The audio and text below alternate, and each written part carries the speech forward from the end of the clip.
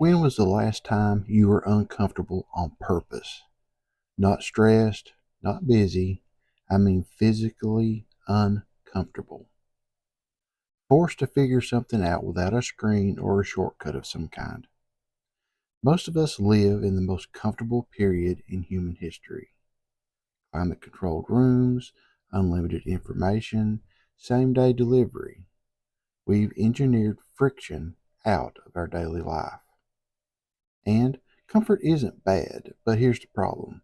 When everything becomes easy, we slowly lose the abilities that difficulty once built: strength, patience, problem solving, and resilience.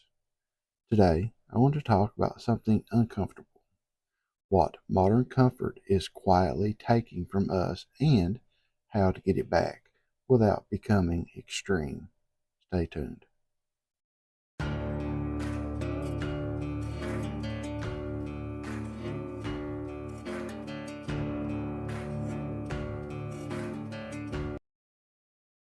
Let's acknowledge something first. Modern life is incredible. We live longer, we suffer less physically, we have access to knowledge that kings didn't have 200 years ago. We can adjust the temperature in our house with our phone. And if you're like me, you can control your oven from your phone. So I'm right in this with you guys. You can get groceries without speaking to anyone. You can navigate anywhere without knowing where you are. That's remarkable. But here's the unintended consequence. The easier life becomes, the less it demands from us. And when life stops demanding much, we stop developing. For most of human history, survival required movement: carrying water, chopping wood, walking for miles, growing food, foraging for food, hunting for food. Today, we sit, we click, we scroll. We've outsourced effort to machines, and again, this isn't about nostalgia, it's about our capacity.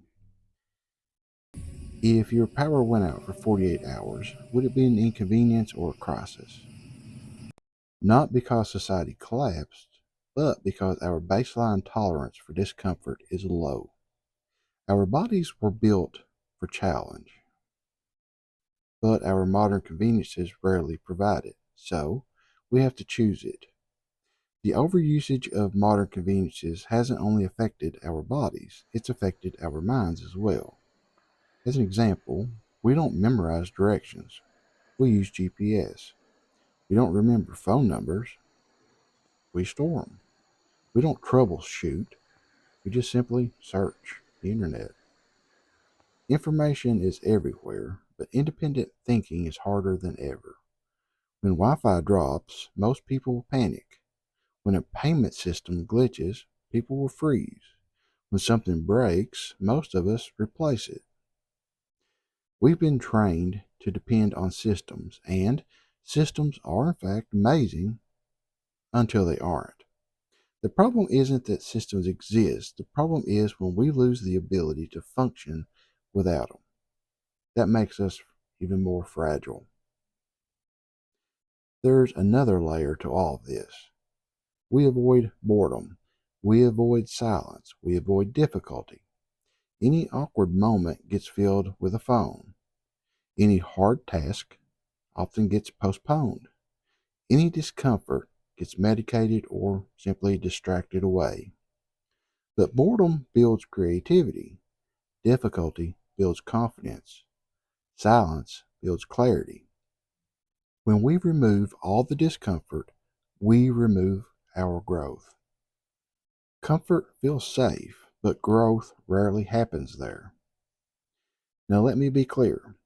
This is not about rejecting modern life. It's not about living in the woods, and it's not about paranoia.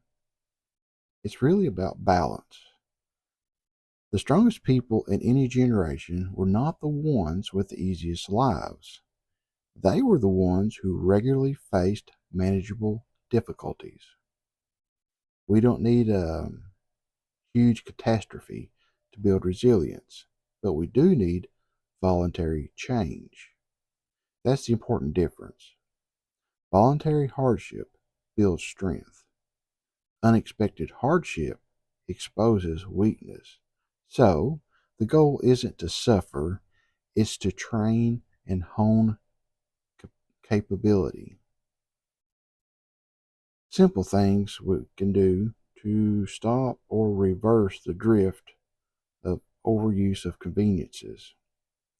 We can walk instead of driving when applicable. Learn how to fix one thing in your home. Keep a small emergency food supply, not out of fear, but out of responsibility. Spend time outside in the heat and the cold. Grow something to eat, even if it's just some herbs on your porch or windowsill. Learn to make one thing with hand tools, no power tools. I don't want anyone to misunderstand me. Modern comfort is not evil, but it is seductive. It convinces us that convenience equals strength. Newsflash, it doesn't. Strength comes from friction, and the good news is we can choose that friction on our terms. We can train resilience without waiting for disaster. We can build capacity and capability without rejecting modern life. We can enjoy comfort without becoming dependent upon it. The question isn't whether the world will become less stable.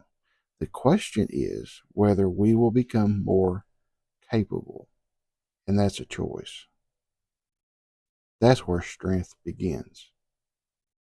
If you like this video, give it a like and share it with your friends. Remember, be prepared, get proper training, and learn new skills. Visit us on the web at www.venerableowl.com. Thank you for watching.